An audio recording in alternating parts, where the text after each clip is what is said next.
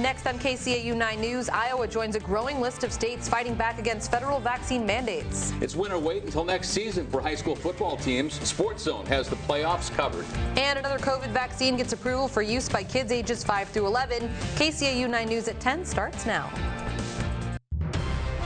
We are Siouxland proud. This is KCAU 9 News at 10.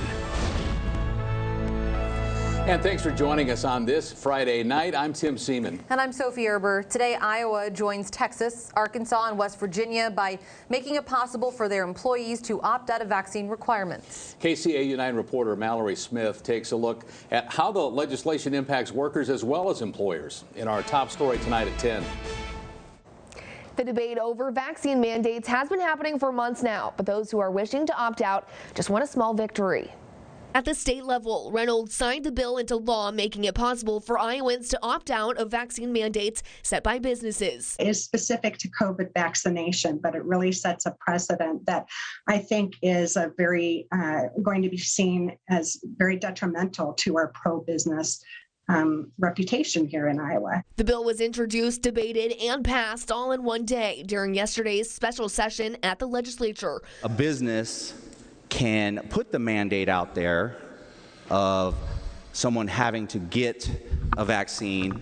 The employee has the right to say, I don't want to get the vaccine because it's going to be injurious to my health or for a religious exemption, and that the business shall waive that requirement. Under the new law, employees can receive a vaccine exemption for either religious or medical reasons without seeing a doctor. The law also allows workers who lost their job due to vaccination mandates by their employer to receive unemployment benefits. The Healthcare Right of Conscience Act is being misinterpreted and used in court cases to try to allow people who just don't want to get vaccinated, or anti-vaxxers, the anti-maskers, to avoid the rule. With the law being just a day old, Siouxland businesses have yet to see the effects. Really, they put some penalties that we see as penalties into the law that, we're unable to put any kind of a dollar figure on it, because it's just unknown how many people might become unemployed because of the actions that the legislature took yesterday and the actions that are going on with the federal mandate. If you still have not been vaccinated and would like to, pharmacies in the area are still offering shots. Children doses are coming soon. Mallory Smith, KCAU9 News. Nebraska, Iowa, and South Dakota are now part of a 10-state lawsuit challenging President Biden's vaccine mandate for federal workers.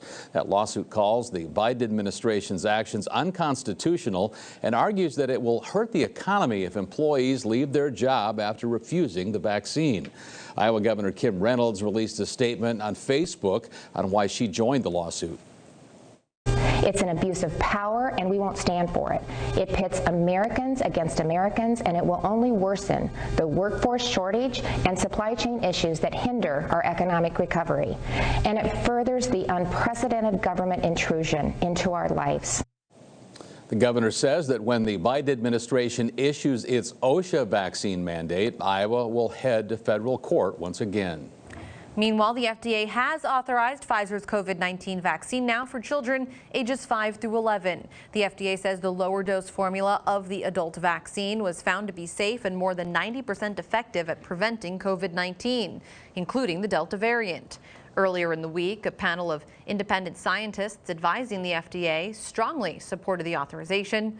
Just an okay from the CDC needed now for kids to start getting shots within the next couple of weeks. Since being introduced weeks ago, President Biden's Buildback Better plan has been seriously cut back. Support among his own party has even slipped as the total package has been whittled down from $3.5 trillion to $1.7 trillion. Democrats have abandoned some of their ambitious plans in that proposal, including paid family leave and dental care for seniors. Provisions for Medicare and negotiations for a capped prescription drug price also have been set aside. But the plan still includes bringing reliable broadband to every American. That's something that USDA Secretary and former Iowa Governor Tom Vilsack says will still improve the lives of Iowans and residents of other rural communities. When you expand broadband, when you provide resources to expand broadband for the first time, really ever, to be sure that we actually get to all remote and all rural areas, you're opening up a whole new vista of opportunity for small business, for farmers to have access to real-time information in markets, for doctors to have the ability to do telemedicine, for teachers to have distance learning opportunities.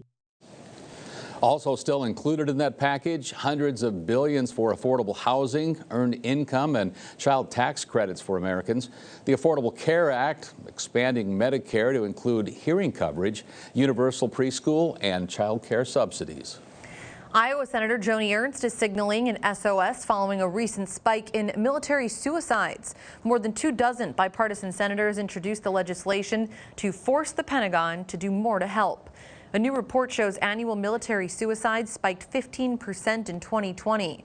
Their bill, the SOS Act, would force the Defense Department to review its current suicide prevention programs and improve data on the problem. We absolutely need to increase our resources. We just want them to know that we care about them. We appreciate their service. Defense Secretary Lloyd Austin calls the trend in military suicides troubling. And while Pentagon officials say they cannot explain the cause of this increase, they are vowing to bring those numbers down. 80 soldiers from the Iowa National Guard are back home after a deployment overseas. It's awesome. It's great. I'm glad to be back home. It almost feels like I never left. Specialist Lane Hess is especially happy to be back. His son turns 2 this Sunday. He's part of the 734th Regional Support Group out of Camp Dodge. That unit provided support across several bases there in the Middle East. As you can see, a big crowd at that homecoming today in Des Moines at the International Airport. Family members on hand there to greet soldiers, all saying thank you for what they do. There's certain days where it can be very lonely overseas, but you know that you have family that is back home, and they definitely appreciate for what you're doing, but they're the ones that do all the hard work over here. They do the day-to-day life, so it's amazing what they do. These soldiers were deployed for nearly a year. We thank them for their service, and a beautiful day to have a homecoming. Indeed, to fly, to do anything really. A great start to our Halloween weekend, Scott. Yeah, some great sunshine out there this afternoon. We had high temperatures above 60 degrees, and looks like we're going to do that again tomorrow. So a really good start to the weekend here as we observe the scene on the Port Neal Welding Company camera at the Ho-Chunk Center in downtown Sioux City. A quiet night in Siouxland. Here's what's going on now at the Sioux Gateway Airport. The temperature is measured just above 40 degrees at 41. The wind has settled down versus earlier today. It's from the west and it's calm. 76% is the relative humidity. Where we have clear skies over Siouxland, you can see that we have an area of 30s and 40s. It's bracketed by some more clouds to the west and to the east of us, and that's where temperatures are propped up in the 50s in western South Dakota and in Illinois. Temperature is now at 34 degrees in Wayne, so getting close to the freezing mark. 34 degrees also in Sheldon and Spencer. Current temperature of 35 outside in Cherokee, and it's 37 right now in Denison and Audubon. Very calm wind speeds being observed across the heart of Siouxland. There is a potential of having some dense fog form up as we head into Saturday morning, so make sure to drive with some extra care early on in the day tomorrow. Not a whole lot cooking on the satellite and radar picture now. It looks like we'll maintain clear skies as we go through our Saturday, and likely the same for much of Sunday, though Sunday will be a notch cooler. Checking the stormcast here, it shows that we will have those clear skies through tonight. Again, just a few pockets of fog expected to form. As we go through the day tomorrow, we can expect to have some mild and sunny conditions, as it looks like high temperatures will be in the upper 50s and lower 60s. So a beautiful day. Some clouds will move through on Saturday night leading into Sunday with a cold front. It looks like that's going to drop our temperatures down to about 50 on Halloween, and it will be somewhat chilly for trick-or-treating. Another event that's going on this weekend, there's a large solar flare that was ejected off of the sun, which might sound a little bit scary, but by the time that it actually reaches Earth, it basically just interacts with some of the energy up at the poles, and we get the northern lights. So it's actually a strong enough wave of energy that'll be visible in parts of Siouxland, especially as you move northward here up towards Sioux Falls. As you can see inside of that green band is where we have the best visibility of the northern lights. Best to find some higher elevation, mainly in rural areas out in the country where it's darker, and also look toward the northern horizon during the early morning hours of tomorrow, and again on Sunday is when you have the best chance of getting a glimpse of that rare scene in Siouxland. Looking at the Halloween weekend forecast, high temperature of 64 for tomorrow, 50 degrees on Sunday, and it looks like for the most part we'll have clear skies, again with the exception of a bit of fog early on tomorrow. Here's a look at our 9-on-9 forecast. It shows that we'll have sunny skies through the weekend, a high of 50 on Halloween, a 10% shot at some showers occurring on Monday. It looks like almost all of that energy is going to slip south of us, but there is a small potential of a brief sprinkle or shower on Monday morning. Moving past that, highs in the upper 40s as we move through the start of November. 50 degrees on Thursday, 51 on Friday, and another small opportunity at some rain coming our way next Saturday. Here's an awesome picture that was shared with us from Cindy Dotzler. You can see that we have those mostly clear skies above and some beautiful fall colors in the foreground. So thanks again to Cindy for snapping that picture. If you have one that you want everybody in Siouxland to see, send it in to weather@kcautv.com. We'll send you a form, fill out the form, send it back, and we'll show your picture on the air. I'll tell you, I'm an Aurora chaser, so I'm one of those crazy people that will set an alarm when my meteorologist tells me to go out and find a dark spot, but I think we're just on that cusp enough. I might not. Probably. Yeah, you might have to get up to Sioux Falls. You know, get out into the rural areas where it's darker. You've seen it a few times in the UP of Michigan, right? I have, so I don't know that I'm going to make the drive north tonight. But if you get any pictures, viewers, please send them our way. Yeah, tonight and tomorrow night. All right, thanks a lot, good Scott. Weather. Sounds like it's going to be a nice day tomorrow. Yes. It's going to do it for us tonight. That's the weather, that's the news, but still lots to come because that's the night of Sports Zone. It's ahead. That's right, and it's high school football playoffs, so it's basically win or go home. For a lot of these teams, you don't want to miss a beat. Stay tuned. You're watching KCAU 9 News with Tim Seaman, Sophie Erber, Chief Meteorologist Scott Larson, and Sports Director Jake Jones. This is KCAU 9 News at 10. And now, KCAU 9 presents Sports Zone with Sports Director Jake Jones and Sports Anchor Noah Sacco. Your inside look at the local sports action begins now. We are the BHRV Nighthawk cheerleaders. Welcome to Sports Zone Playoff Edition. And the highlights start now. Take it away, guys. Well, how do you follow that up? Good evening, everybody. Welcome into the KCAU9 Sports Zone Playoff Edition. I'm Jake Jones, riding shotgun with me, Rock'em Sock'em, Noah Sacco. We have a ton in store for you tonight, ton of big plays, and who's going to win our Player of the Week award. Find out later in the show. But before we get there, we got to start things off, as we always do, our Iowa Corn Game of the Week. Regional matchups continue to put top teams against each other early in these playoffs. In Class 2A, number 7 West Lyon hosting number 4 Spirit Lake in a top 7 showdown. Both of these teams hot down the stretch after starting the season 2-2. After a 4th down stop, Spirit Lake's Riley Reynolds has some trouble. Hand-to-hupper, the snap, loses the ball. Gunnar Grem's jumping on it. Just like that, the Wildcats jump out to a 7-0 lead. Later in the first, West Lyon back with the ball, and they give it to Juden Moser. Good idea there. He powers in for 6. West Lyon up 2 scores ahead to the second. Now, Wildcats back in the red zone. This time it's Hunter Jacobson who makes it look so easy. Wildcats get the upset over Spirit Lake, 35-7, the final.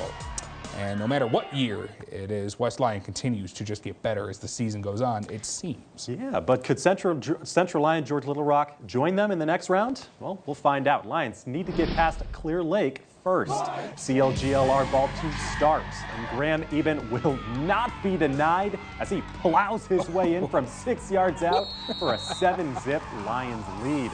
Next possession, they'll dial up the screen. Zach Lutmer dumping it off to Eben, picking up a great block downfield. And then he does the rest as he goes 38 yards for his second TD of the game. CLGLR up 14-zip after 1.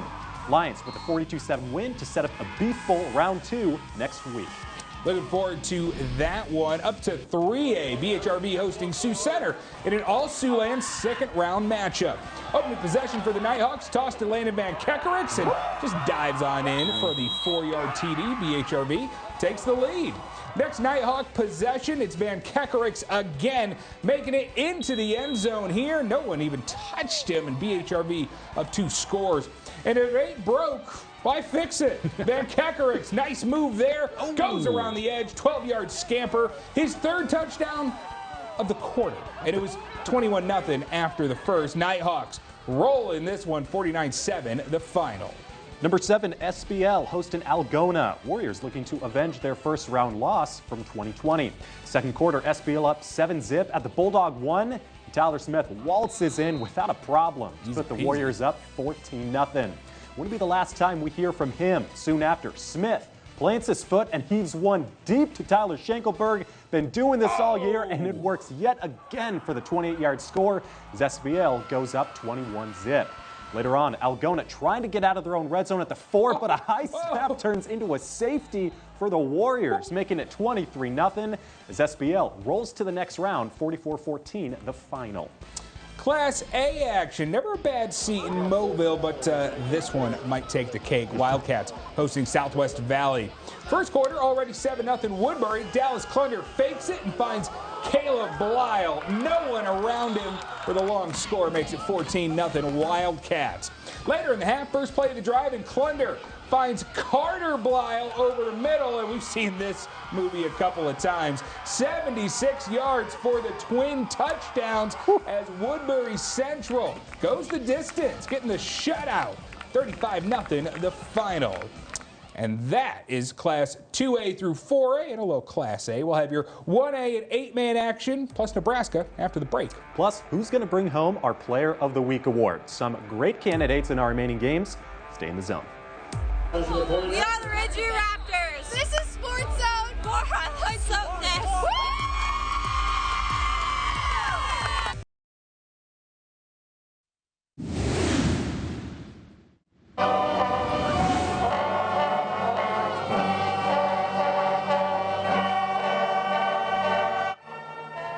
This week's Band of the Week coming from the Sergeant Bluff Luton Marching Band, with the Warriors showing off their brass section of trumpets, French horns, and even marimbas during the halftime show. Truly, no better sound during Friday Night Football, maybe except for touchdown. Welcome back to the zone. The Remsen St. Mary's Hawks have won 21 straight games going back to 2019. But if anyone is going to unseat them, it's someone who knows them too well. Could Kingsley Pearson do it this postseason? Well, we'll find out soon enough. It's KP taking on the Hawks. Starting in the first quarter, RSM ball, Cale Ortman finds Ryan Willman, and he finds some space, running it over 30 yards in for the TD. The Hawks strike first. Now in the second quarter, Hawks ball again. Ortman with the QB keeper, and he finds plenty of room himself, scrambling in for a 45-plus yard touchdown. Remsen St. Mary's moves ahead. Still in the second, Kingsley Pearson's ball. Jackson Howe fakes the handoff and keeps it, going 15 yards in for the touchdown. But would it be enough as Remsen St. Mary's wins it 46-6, the final. In Hayward, West Sioux hosting Ridgeview in a 1A second-round matchup. This one got a little wacky to start. 3 straight turnovers, including this Kate Harriman pass picked off by West Sioux's Connor Van Baliguin, who takes it back some pretty good distance, setting him up. A few plays later, Falcons punch it in. Dylan Wiggins to Carter Boltman, who runs over the Raptor tackler for the first score of the night. Later, it's playoff time. That means it's time to bring out the tricks. Wiggins pitches to Boltman, who throws the half-back pass to wide-open Brady lineout. West Sioux holds off the Raptors. They stay alive, 45-20, the final.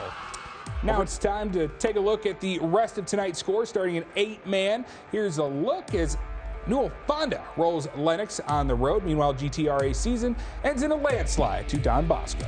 Class A, HMS with an upset over number 7 North Butler. South O'Brien not so lucky against 1 seed West Hancock.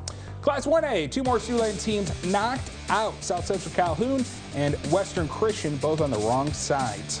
On Class 2A, OABCIG showing why it was crazy they even had to travel, beating Greene County by 20. Made absolutely no sense. Now we head across the river. Now Nebraska action. Number 1 Norfolk Catholic hosting number 16 Crofton, shot by Connor Luby at Northeast Community College. First quarter, Carter Kirkman has been a hard man to stop this year as he scores on 4th down. Knights up 7-0. Second quarter, Canyon Talton showing the moves.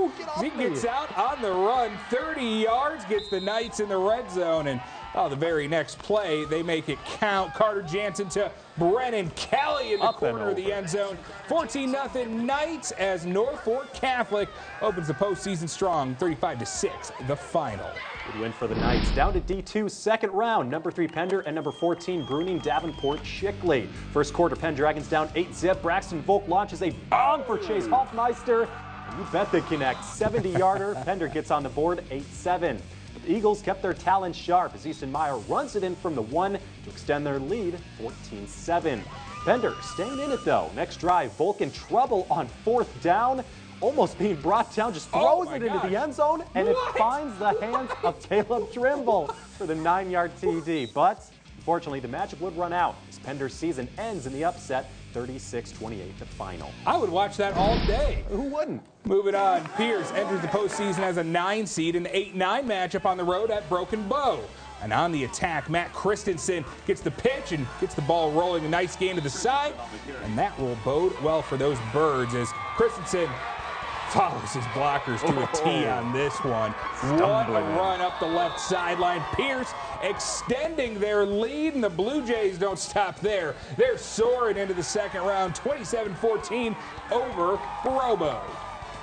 Nebraska scores now, Class D2 and D1. Bloomfield upset at home by the 13th seed, and LCC's postseason run coming to a close at Howells Dodge.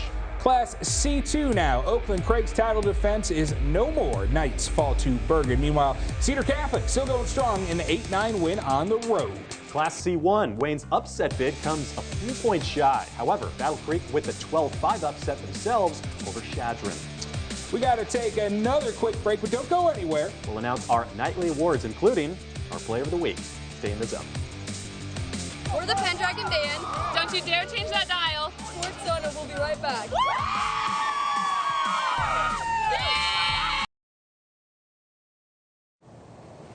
Welcome back to the Zone. It's time to take a look at tonight's top performers. And Noah is going to tell us who our Player of the Week is. Oh, yeah.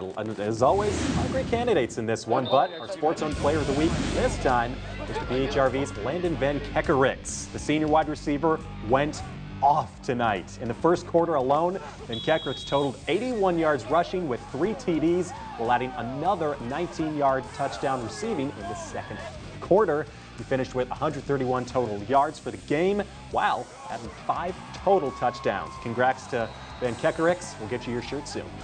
Pretty impressive there. This week's top stop going to Sergeant Bluff Luton's Jacob Emming, who for the second quarter here gets the hit on Lamorne Ulfers, and I guess his name is Oofers at this point. Thinking about having breakfast for dinner because that is a pancake big hit. You bet. SBL getting the 30-point win over Algona. Thanks for joining us tonight in the Sports Zone. Don't forget, you can catch all the scores tonight on our socials. Stay in the zone.